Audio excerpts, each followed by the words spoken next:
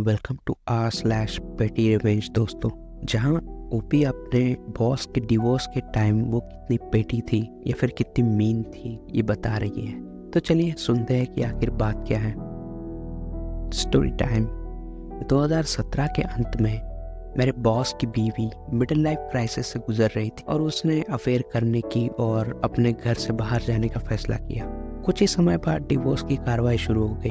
अगले मार्च में उन दोनों के बीच एक ऐसी घटना हुई जिसके परिणाम स्वरूप कोर्ट ने हस्तक्षेप करने की आवश्यकता हुई और परिणाम स्वरूप उन्हें कुछ आवश्यकताओं को पूरा करना पड़ा। उन आवश्यकताओं में से एक ये भी था कि उसे घर में चारों ओर घूम कर देखना था और सभी वस्तुओं की एक सूची बनानी थी। उसकी ओर से पेटीनेस पर ध्यान दीजिएगा। बॉस के वकील ने कहा कि मेरे 20 साल के कानूनी अभ्यास में मैंने कभी इतनी छोटी और detailed to the point list नहीं देखी, जैसे कि डिश पोंछने वाले तौलियों का आधा हिस्सा, पेपर प्लेट होल्डर्स का आधा हिस्सा, आधे बर्तन, लॉन्च वाले आधे पर्दे, एटसेट्रा एटसेट्रा।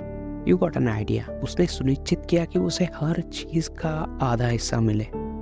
हालांकि मेरे बॉस ने उसे खुद पैक करने की इजाजत नहीं दी, क्योंकि उसके लिए उसे घर में आना पड़ता और पिछले 5 महीने के दौरान उसने हर बार घर में चोरी करते हुए बिताए थे और वो सिर्फ अपना ही सामान पैक करेगी, ऐसी मेरी बॉस को उम्मीद नहीं थी। तो उन्होंने मुझसे ये करवाया। हमारी छोटी सी कंपनी है और वास्तव में मेरे पास कुछ करने के लिए था नहीं, इसलिए मैंने कर्तव्य निष्ठा से उसकी चीजों को इकट्ठा करना शुरू कर दिया और यही पर पेटीनेस आती है। उसने एक सॉस पैन का रिक्वेस्ट किया, मैंने दोनों को हिला के देखा और एक का हैंडल ढीला था, उसे वो मिल गया। उसने लॉन्च के पर्दे मांगे, उसने पर्दों के हुक नहीं मांगे थे, इसलिए मैंने सभी को बाहर निकाल दिया। डिश तौलिए का आधा हिस्सा, उसे सभी खराब और यूज सेट मिले, अच्छे लाल वाले सेट नहीं मिले। स्टोरेज रूम में से आधे कंटेनर, उसने कभी भी स्पेसिफाई नहीं किया कि उसे सामग्री चाहिए कि नहीं, इसलिए उसे खाली कंटेनर मिले। मैंने ये पूरी लिस्ट के साथ किया और ये सुनिश्चित किया कि सामान पैक करते समय जितना हो सके उतना मैं पेटी रहूं। परिणाम क्या हुआ जानिए। पार्ट 1। एक बार जब उसने अपना सारा सामान ले लिया तो उसने अपने वकील के माध्यम से एक बहुत लंबा पत्र भेजा जिसमें कहा गया कि उसे जो मिला है वो लिस्ट के अनुसार नहीं है।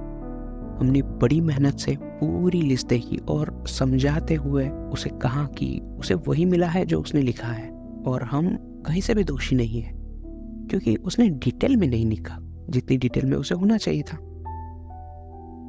पार्ट 2। उनके डिवोर्स को 2019 के अंत में अंतिम रूप दे दिया गया। कभी कभी हमें अभी भी आवारा ईमेल मिलते हैं जिसमें कहा जाएगा कि उसे हमने वो चीज या फिर वो आइटम वापस नहीं किया जो उसने 2018 में मांगा था। ये जानकर मेरा पेटी हार्ट उज्ज्वलित हो जाता है कि उसने चीजों को लेकर मीन बनने की कोशिश की और मैंने उसे उल्टा कर दिया, उससे ज्यादा पेटीनेस दिखाकर। एडिट। मैंने ऐसे ही व्यवहार नहीं किया है, इसके पीछे कुछ कारण है। मैंने किसी दयालु महिला के साथ पंगा नहीं लिया जिसे मैं नहीं जानती हूँ।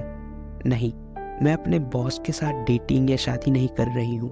मुझे विश्वास नहीं हो रहा है कि मुझे ये कहना होगा, लेकिन डिवोर्स में हर महिला का पक्ष अच्छा नहीं होता है और महिलाएं भी पुरुषों की तरह दुरुस्त या फिर आत्ममुक्त हो सकती है। डिवोर्स लोगों में सबसे बुरे सेल्फ को आगे लाता है।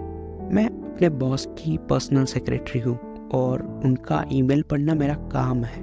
मेरे टेड टॉक में आने के लिए धन्यवाद। और इसके बाद ओपी लिखती है कि मैं अब किसी सवाल का जवाब नहीं दूंगी, क्योंकि शायद उनको काफी सारे सवाल का जवाब देना पड़ा। पर मैन, क्या पेटीनेस दिखाई है और क्या मतलब सिचुएशन का अवेयरनेस था इनको कि इन्होंने बहुत ही डिटेल में लिखी हुई लिस्ट को भी कंप्लीट उल्टा कर दिया जो वो डिजर्व करती है। शायद जिस प्रकार से ओपी ने उसका डिस्क्रिप्शन दिया है, शायद वो महिला काफी डिजर्व करती होंगी ऐसी चीज को। Who knows, but this was funny to read. आपको क्या लगता है दोस्तों? लिखिए कमेंट सेक्शन में। तब तक मिलते हैं नेक्स्ट एपिसोड में। Bye bye.